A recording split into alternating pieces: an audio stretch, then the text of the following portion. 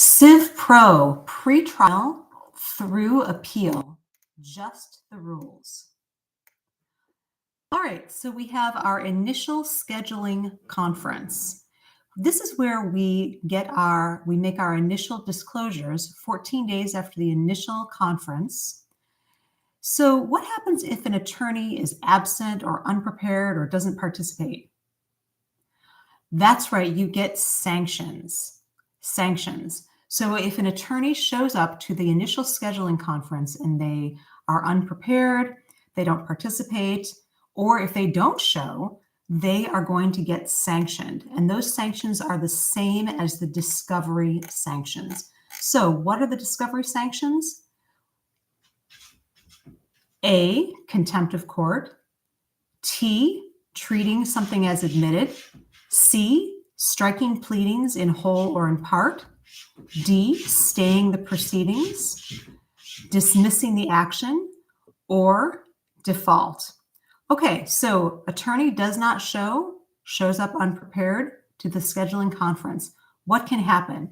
The judge can hold them in contempt of court. That's right, they can strike pleadings in whole or in part. They could stay the proceeding, correct? They could dismiss, and they could default. So those are discovery sanctions. The judge might enter, that's right, default. The judge might dismiss the whole thing. The judge might strike. The judge might hold the attorney in, that's right, contempt of court. All that can happen if one fails to show up at the initial pretrial scheduling conference. All right, at the initial scheduling conference, we're going to set our initial deadlines and make pretrial orders, which are stipulations, time to file motions and briefs, time to identify witnesses and documents, and if there's a settlement at that point, the settlement details. Okay, so a pretrial order will stipulate what? Facts, admissions, evidence. You can remember, you can stipulate to just about anything. So you could stipulate as to facts. You could stipulate as to admissions. You could stipulate as to evidence. Pretrial orders, time to file what? That's right, motions. Time to identify what? Witnesses and documents. And if there's a settlement, what do we need? That's right, the details. Okay, so pretrial orders, stipulations, time to file, that's right, motions and briefs, identify witnesses as well as, that's right, documents, and if there's a settlement, that's right, the settlement details. Next up, the scheduling order. This is that's right, the final order, the final pretrial order. Can a pretrial order, scheduling order, be modified? Generally, they're final. They can be modified on a showing of what? Good cause. And who must consent? That's right, the judge. The judge issued the scheduling order. It is final, and it can be modified only on a showing of good cause and with judge's consent. What does a scheduling order do? 5 things. 1, limit the time to join other parties. Limit the time to amend pleadings, to complete discovery, and to file motions. Okay, so the scheduling order limits the time to do 4 things. 1, join, that's right, other parties. 2, amend, that's right, pleadings. 3, that's complete, that's right, discovery. 4, file, that's right, motions. So a scheduling order limits our time to join other parties, amend, pleadings, complete, discovery, and file motions. Okay, a scheduling order will also be a list of every witness, every piece of evidence, every contention, everything is listed, or guess what? It's not coming in to trial. There will be no surprises at trial. That is what our scheduling order is for. Every person, witness must be listed. Every contention, every piece of, that's right, evidence, or what happens? That's right, it's not coming in.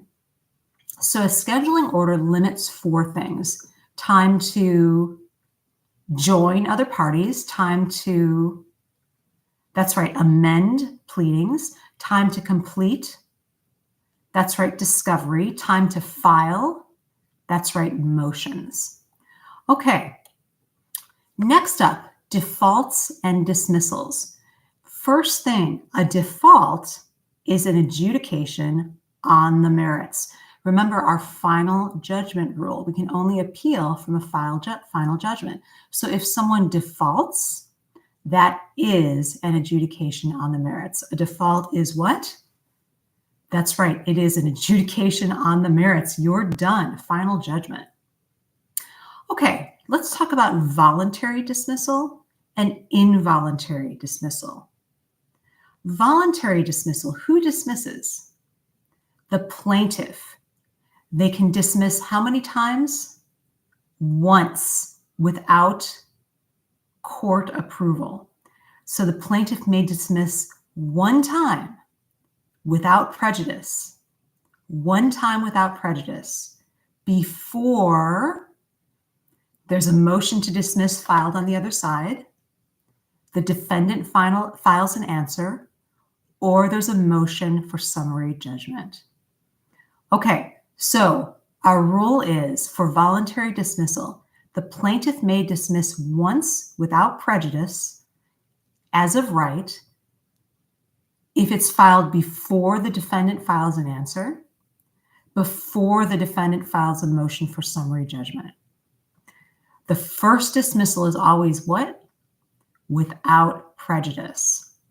But that second dismissal will be, that's right, with prejudice. So once as of right, plaintiff may dismiss once as of right before defendant files an answer or before a motion for, that's right, summary judgment. The second dismissal will be with prejudice. What if the plaintiff files a voluntary dismissal after the defendant answers? That's easy. The plaintiff must have court approval for that. So we get one voluntary dismissal as of right without, that's right, court approval.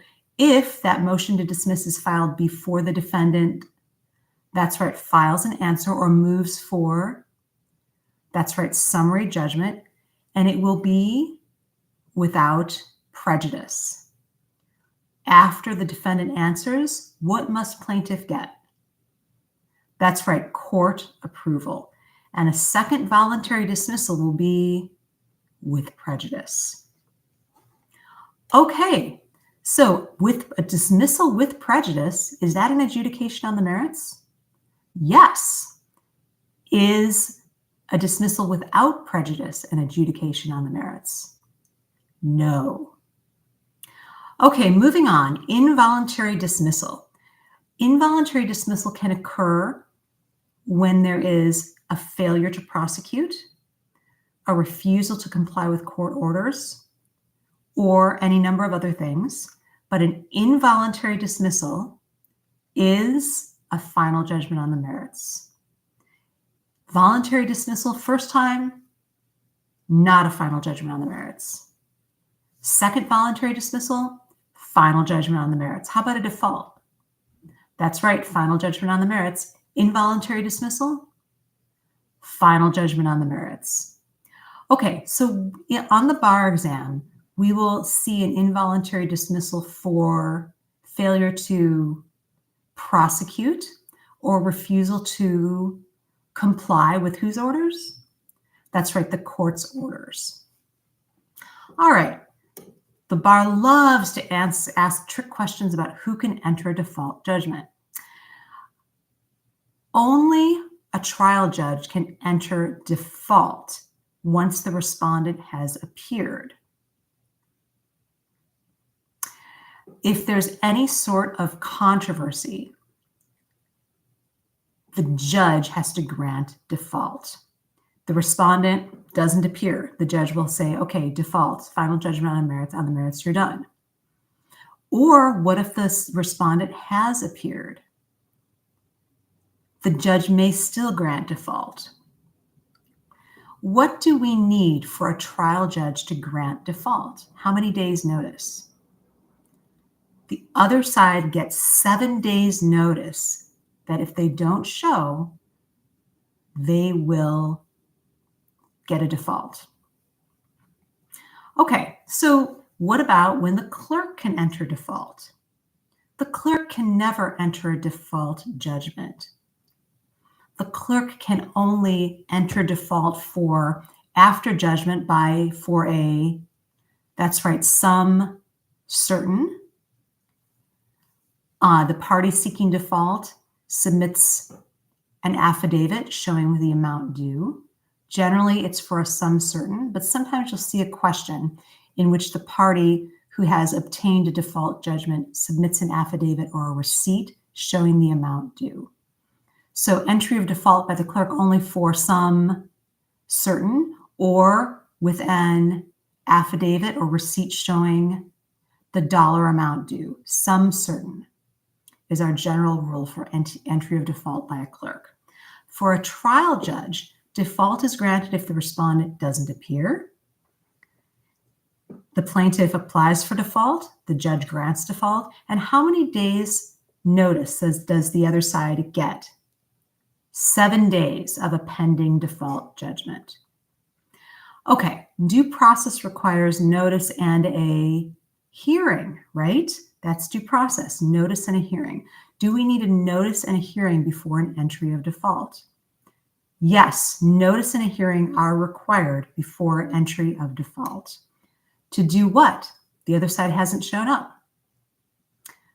To determine damages, to conduct an accounting, to establish the truth of anything via evidence, such as usually the amount owed, or investigate any other matter. Okay, so what do we need before the trial judge enters default? 7 days notice to whom? The defendant or the other side, and we need a hearing. So we must comply with due process. Notice, 7 days, and a hearing. Then the judge can use that hearing to conduct an accounting to determine the amount of, that's right, damages, to establish the truth of any matter, or to investigate.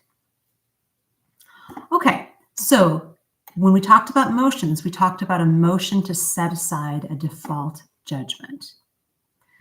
How long do we have to set aside a default judgment? That's right, 1 year. And what are our grounds? That's right, mistake, surprise, excusable neglect, fraud, misconduct, or newly discovered evidence that could not have been discovered before trial, or the judgment is void, the judgment is satisfied, or the judgment is vacated. So to set aside a default judgment, we need mistake, keep going. That's right, surprise. E for excusable neglect. N for newly discovered evidence that could not have been discovered before trial with due diligence, or the judgment is void, the judgment is satisfied, or the judgment is vacated. Okay, so next up, jury trials. The Seventh Amendment right to a jury trial only applies in civil federal court. All trials at common law in excess of $20, right? Seventh Amendment suits at common law where the amount in controversy exceeds $20. Okay, so this means the Seventh Amendment right to a jury trial only applies where? Civil court. And what kind of court? Federal court. We're talking about an amendment to the Constitution. The Seventh Amendment right to a jury trial only applies in what court? Federal court. Now, states vary.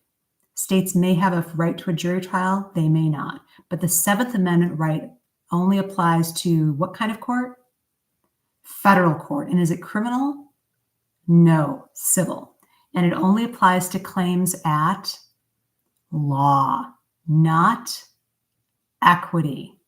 Okay, what's a law claim? It's money damages where the amount in controversy exceeds $20. And what's equity? Equity would be an injunction or specific performance or something like contract rescission or reformation. But in general, an equity claim is not a money damages claim. Injunction. What else? Think about land. Specific performance. How about contracts? Rescission or reformation, but never, that's right, money damages. Money damages is a suit at common law, and it has to exceed $20. Okay, what if you have a mixed claim of law and equity? Well, the court decides the issues of law first and then equity. You may get a jury trial for that. You may not. Okay, what about this idea that the claim has to have existed at common law in 1791? Yes, this does come up. For the Seventh Amendment right to a jury trial to kick in civil, that's right, federal court, it has to be a suit at common law, money damages. The amount in controversy has to exceed $20, and it has to have existed at common law in 1791. Now, that sounds crazy, right? But there are some claims that are analogous to a historical common law cause of action. Think about all the tort claims: negligence, battery, trespass, nuisance. It's analogous to a claim at common law in 1791. So we're not going to get an automatic right to a jury trial for strict products liability, but we certainly would get one for other causes of action if they are, that's right, analogous to a historical common law cause of action from what year? That's right, 1791. And if we have mixed issues of law or equity, law is decided first and then equity, and we may get a jury trial. Do we automatically get a jury trial? Heck no. You have to demand a jury trial. Who can demand a jury trial? Any party. Any party may demand a jury trial. Okay, if you do not demand a jury trial, you have waived that right. If you don't demand the jury trial, you have waived your right to a jury trial. Okay, so can you withdraw a demand for a jury trial? Yes, if all parties do what? That's right, consent. Okay, walking through juries one more time. When does the Seventh Amendment apply? What type of court? That's right, civil court. And does it apply to state court? No, only federal court.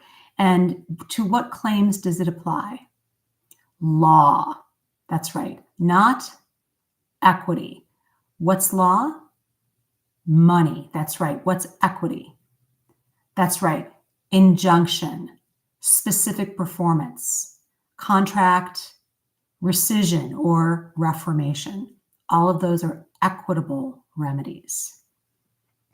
And the claim must be analogous to a, that's right, historical common law cause of action. How do you get a jury trial? You must demand a jury trial. You must file a demand for a jury trial. If you do not demand, you have waived it. One more thing. What's our deadline for a jury trial? The demand must be made 14 days after the last pleading, and it is a writing. Okay, so our demand. Any party can demand a jury trial 14 days after the last pleading, and it must be in, that's right, writing. Okay, so we know that if you don't make a timely demand 14 days after, that's right, the last pleading and in, that's right, writing, then you've waived it. Demand can be withdrawn by consent. That's right. All parties must consent to withdraw a jury trial demand. Let's discuss jury selection. This is easy stuff. How many challenges do we get for cause? That's right. Unlimited challenges for cause. How many peremptory challenges? 3. 3 per side. Unlimited challenges for cause. 3 challenges for no cause. Peremptory challenges, no cause. How many challenges for cause? That's right, unlimited. Peremptory challenges, you get 3. Are there any limitations on that? Yes, of course, there's our Batson challenge. The other side can challenge one's peremptory challenge for bias, and the other side must do what? That's right, give a valid race and gender neutral reason. Okay, so in a civil trial, do you have to have 12 jurors? No. You have to have at least how many? 6. So you have to have at least 6, but no more than, that's right, 12. And in civil, as in criminal, what kind of verdict do we need from that jury? That's right, we need a unanimous verdict. All right, so how many challenges do we get for cause? That's right, unlimited. How many peremptory challenges? No reason? 3 per side. And what's a Batson challenge?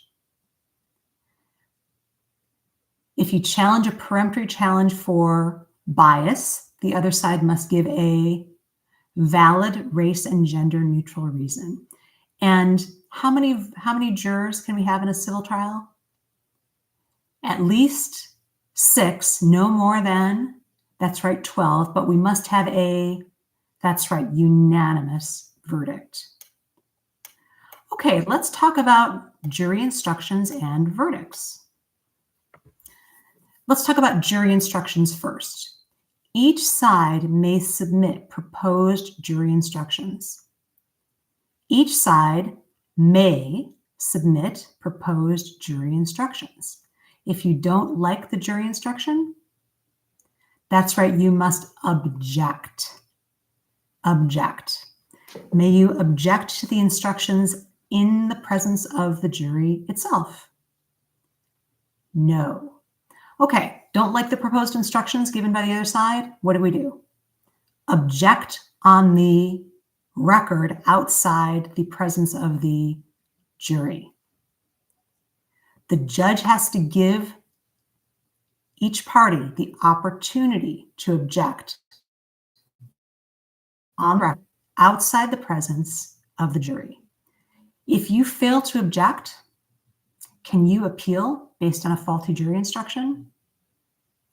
No, unless there was some plain error affecting a party's substantial rights.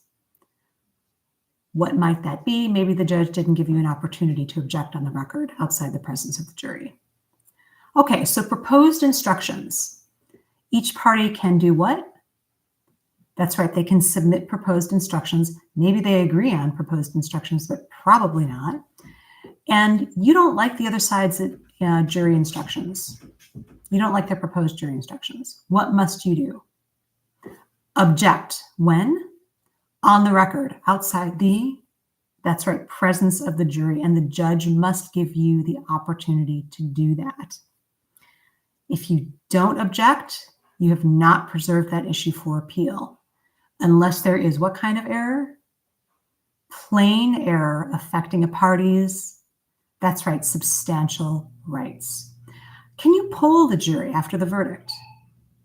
Yes, a party may demand a jury poll after the verdict.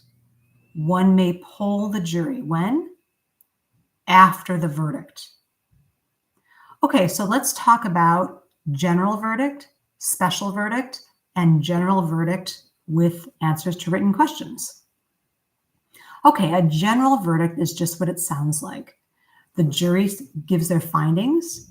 They don't have to give the reasons for those findings.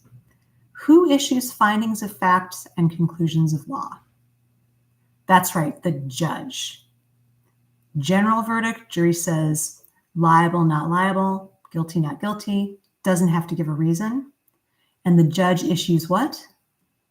That's right, findings of fact and, that's right, conclusions of law. Okay, how about a special verdict? This is where the jury sets forth a finding on each issue by responding to interrogatories. So a special verdict involves what? Interrogatories. The jury will, the court has the discretion to allow the jury to find on each factual issue by responding to interrogatories. That is a special verdict. Special verdict. The jury is responding to what? That's right, interrogatories. Who has to permit this? That's right, the court. And the interrogatories are about what kind of issues? Factual issues. Okay, so guess what this does? If we have a finding on each factual issue, that expands the availability of issue preclusion, doesn't it? Because if the jury makes a dispositive finding on one issue, that would be precluded under that doctrine, which we will cover later. Okay, so then what happens if the verdict and the answers to the interrogatories are consistent? This is easy. The verdict, liable. The answers to interrogatories on each factual issue, they're consistent with each other. What must the judge do? That's right, the judge must issue judgment on that verdict. But what if the jury comes back with a verdict and then their answers to the factual findings, the interrogatories, are inconsistent? What must the judge do? Well, the judge can order the jury to deliberate further, or the judge could order a new trial. And so what if we just have one inconsistent issue? One answer, it's inconsistent with the verdict. We find the defendant negligent, but we don't find that the defendant spilled water on the floor. One inconsistent answer is inconsistent with the verdict. One inconsistent answer means the verdict is inconsistent, and the judge must do one of two things. That's right, order the jury to deliberate further or order a, that's right, new trial. So we have our general verdict. We have our special verdict, which involves answering, that's right, interrogatories on each, that's right, factual issue. And if the verdict and the answers to those interrogatories are consistent, what must the judge do? That's right, issue judgment on the verdict. But if even one is inconsistent, the judge must do one of two things. One, order the jury to, that's right, deliberate further or order a, that's right, new trial. Okay. So we said that a judge must issue findings of fact and conclusions of law. At a bench trial or at the trial level, this is usually just, of course, on the record. And in an appellate decision, then it will be a written opinion. Okay, so at any trial, we're going to get findings of fact and conclusions of law. What about for a ruling on a preliminary injunction? Do we get findings of facts, conclusions of law? No. Yes, I'm sorry. For a preliminary injunction, remember the preliminary injunction is likelihood of substantial injury if the injunction does not issue, likelihood of success on the merits, and the injunctions in the public interest. There's one other point, but I can't remember it right now. But for a ruling on a preliminary injunction, the judge must state findings of fact and conclusions of law. Preliminary injunction, trial, findings of fact, conclusions of law. Must a judge issue findings of fact and conclusions of law for a preliminary injunction? Yes. How about summary judgment? No. Remember, summary judgment, the standard is no genuine dispute of material fact, and the movement is entitled to judgment as a matter of law, with all facts construed in favor of the non-moving party. Summary judgment, do we get findings of fact and conclusions of law? No, we only get those at 1, trial, or 2, preliminary injunction. How about a Rule 12 motion to dismiss? Improper venue, failure to state a claim, lack of PJ. Findings of fact, conclusions of law, what do you think? No. Okay, so we get judicial findings and conclusions on the record or in a written opinion at, that's right, any trial, any ruling on a, that's right, preliminary injunction, but never for, that's right, summary judgment or a Rule 12 motion to dismiss. Okay, let's discuss appeals. The final judgment rule. One may only appeal if there's a final judgment on all disputed issues. Final judgment on the merits, all disputed issues. That is a final judgment. Final judgment on the merits, how many issues? That's right, all disputed issues. Okay, so questions of law on appeal are then reviewed, that's right, de novo, which means start over, as if new. Questions of law are reviewed de novo. The court starts over. No deference to the trial court. It's as if it had never been tried before. Questions of fact. An appellate court will affirm findings of fact unless they are, that's right, clearly erroneous, or there is a, that's right, complete absence of proof on the issue, but never, that's right, harmless error that didn't affect the outcome. Okay, questions of law. If the appeal is brought and the appellate court decides to hear it as a question of law, it is reviewed de novo, new, start over. How much deference do we give to the lower court's findings of fact? None. We start over as if it had never been tried. What if we're appealing on a question of fact? The appellate court will not disturb the judge's findings of fact unless they are clearly erroneous or there is a complete absence of proof on the issue, but never what kind of error? Harmless error. Harmless error, does that affect the outcome or not? No, harmless error is something that would not affect the outcome. Okay, speaking of which, what is an interlocutory appeal? Okay, that's an appeal of an order issued during the trial. It's an appeal of a non-final order issued during the trial, during the litigation. An interlocutory appeal is an appeal of what kind of order? A non-final order. Issued when? During the trial. We have a 3-part standard. There must be a controlling issue of law, 1, substantial grounds for difference of opinion, and the appeal will advance the ultimate resolution of the action. Okay, interlocutory appeal. It's the appeal of what kind of order? That's right, a non-final order. Issued when? That's right, during the course of the litigation.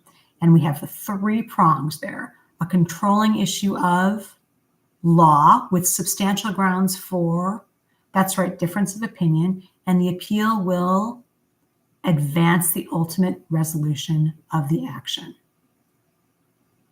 Last, collateral order.